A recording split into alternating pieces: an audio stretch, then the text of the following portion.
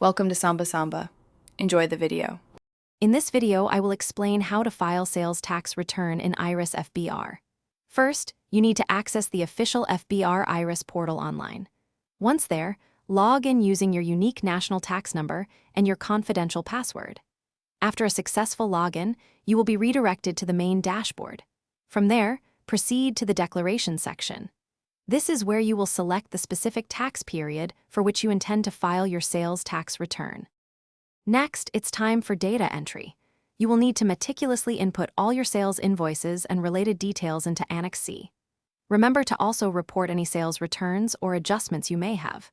If applicable, proceed to Annex A, where you will select and confirm relevant entries.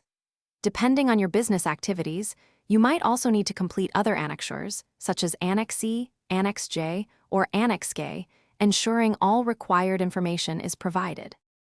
After entering all your sales data, the next crucial step is tax calculation and payment. Click the Calculate button within the system to automatically determine your sales tax liability.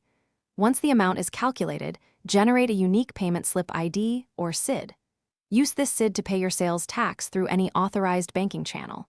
Finally, ensure you attach the Computerized Payment Receipt, or CPR, to your return to confirm payment. Before the final step, it is absolutely vital to thoroughly review all the data you have entered. Double-check every figure and ensure all required annexures are complete and saved.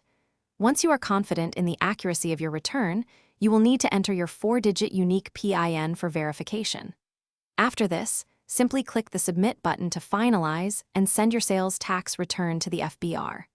Remember, once submitted, the return cannot be edited. Thanks for watching.